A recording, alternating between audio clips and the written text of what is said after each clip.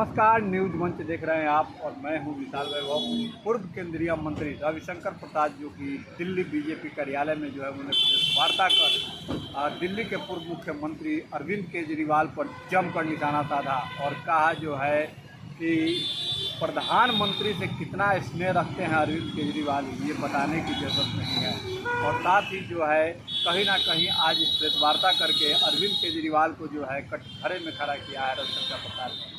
क्या कुछ कहा है आपको छोड़ जाते हैं रविशंकर प्रसाद के प्रेस वार्ता के साथ। बने रहिए न्यूज मंच के साथ। न्यूज मंच के लिए दिल्ली से गणेश कुमार के साथ विशाल वैभव पटना। उनका नाम है श्रीमान अरविंद केजरीवाल। देश को बदलने का ख्वाब लेकर के आए थे और आजकल बस माफी एक्सपर्ट बन गए।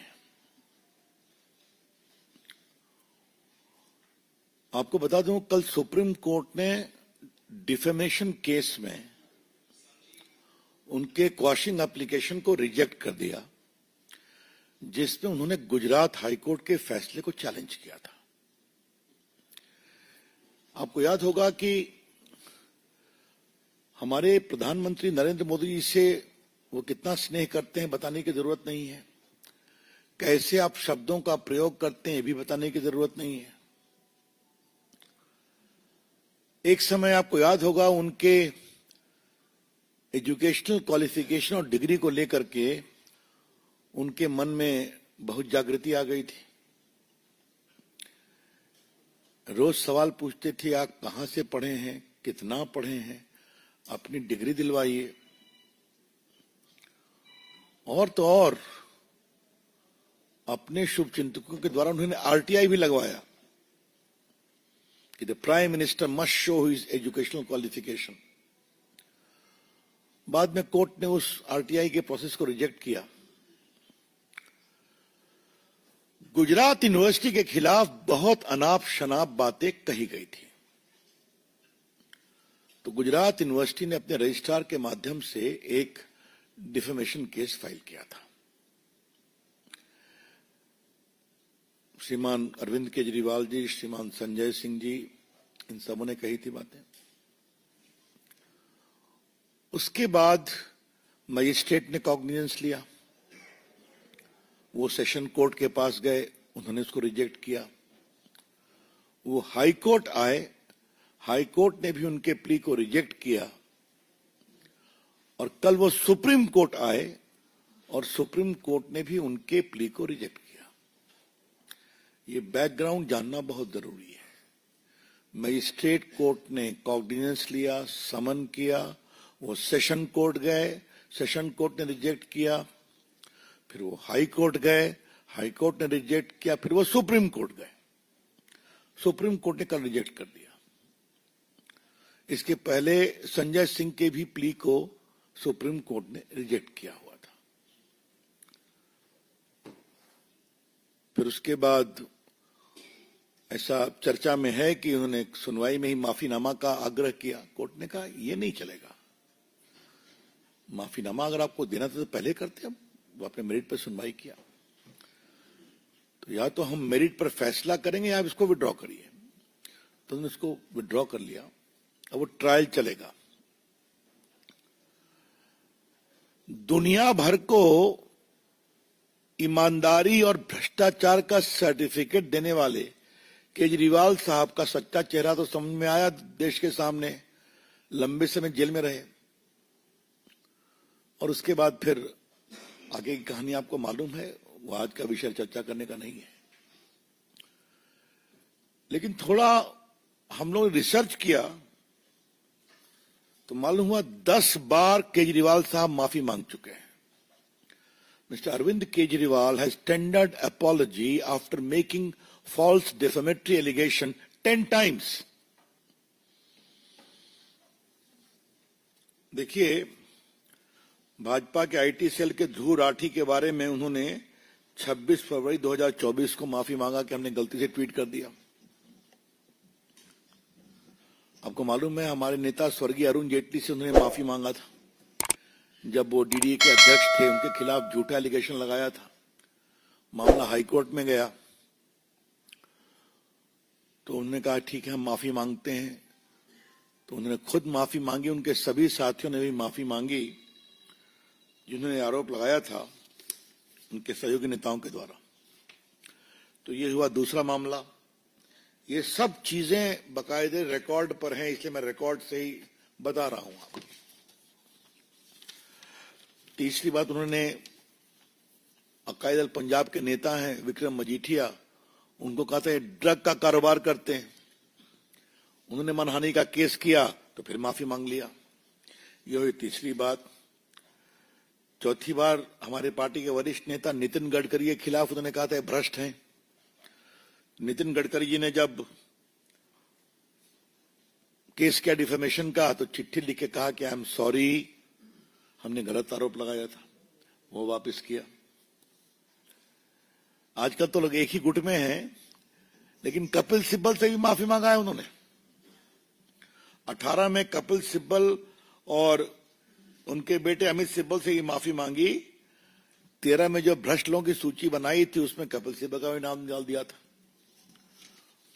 उनके बेटे अमित सिब्बल की बात मैंने कही।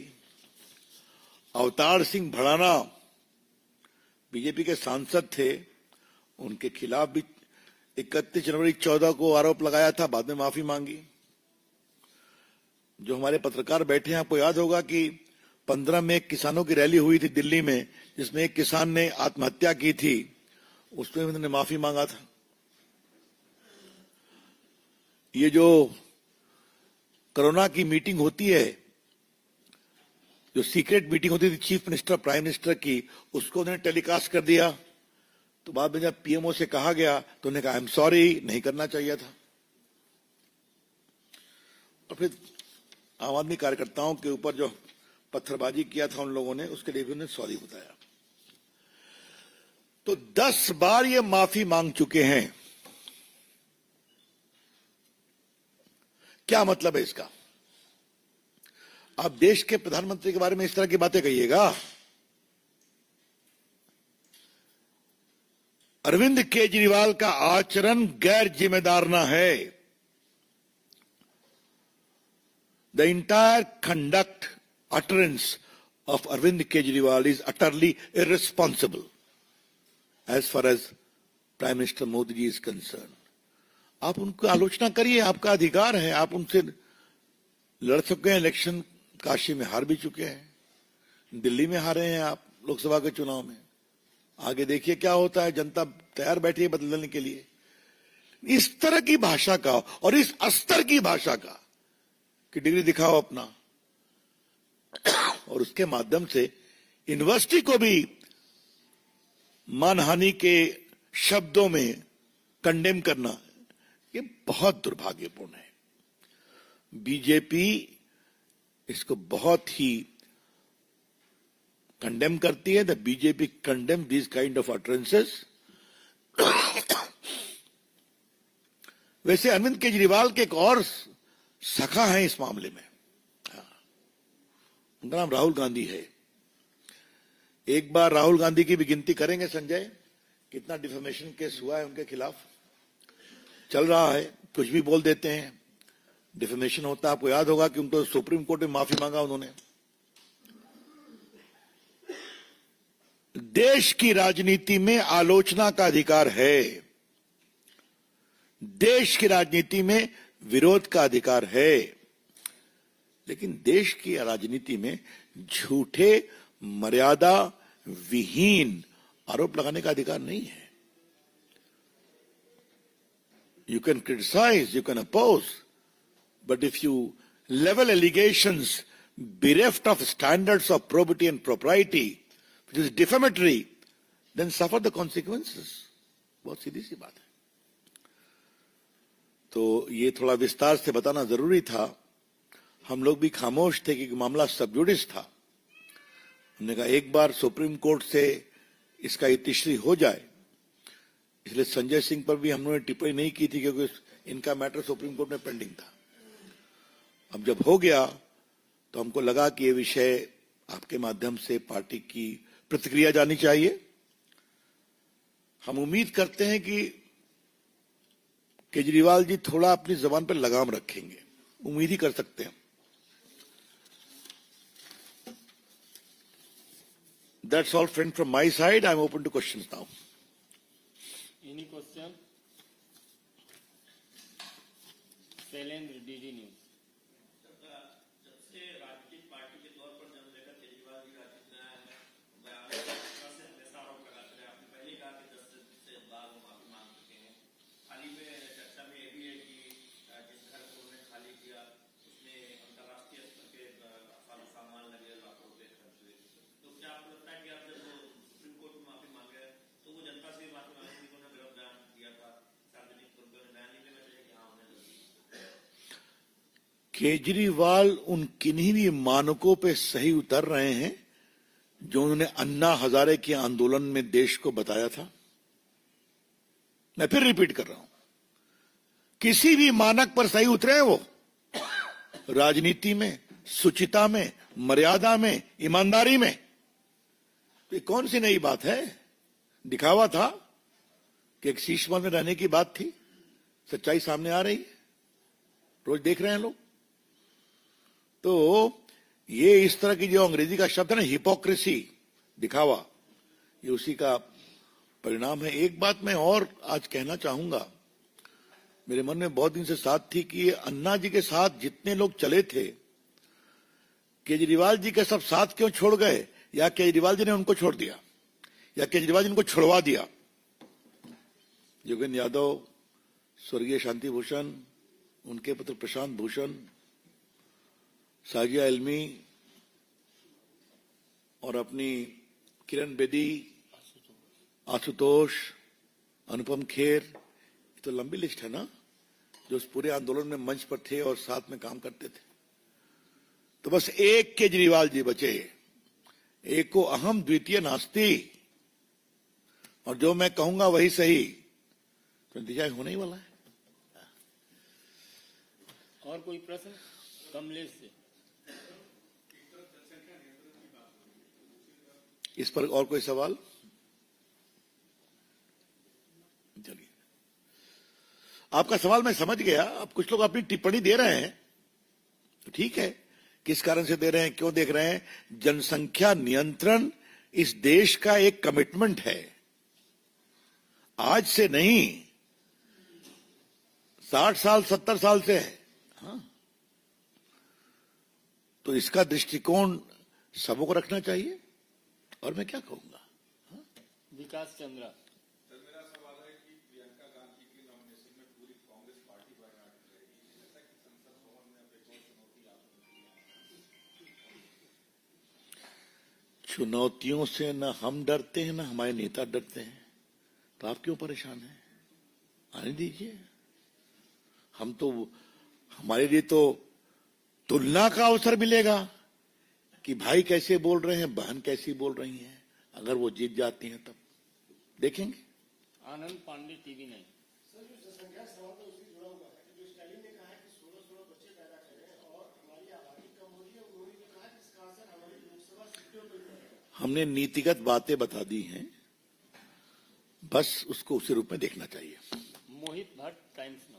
Sir, major development came up today, yesterday, when the Foreign Secretary basically stated that India and China have decided to go back to 2020 agreement, and it's a major development.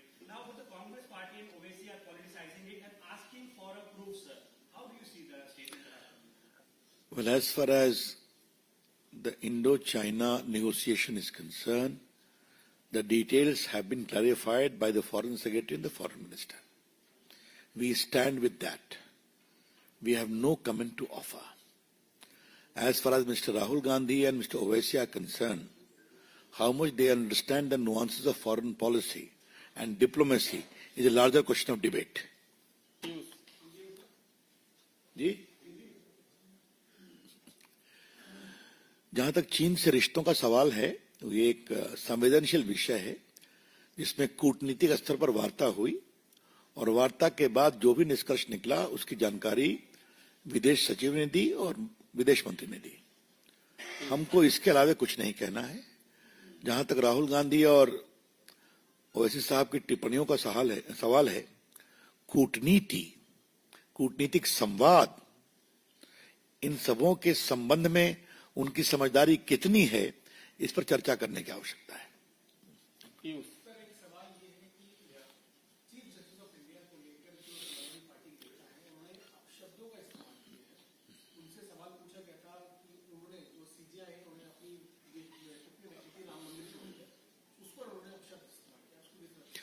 आज मैंने अखबार में देखा है राम गोपाल जी ने उसको वापस ले लिया है।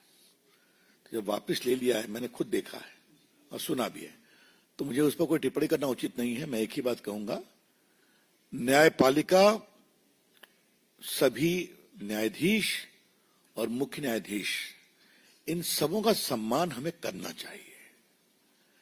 एक स्वतंत्र न्यायपालिका देश के लोकतंत्र के लिए आवश्यक है और एक संवैधानिक परंपरा भी है।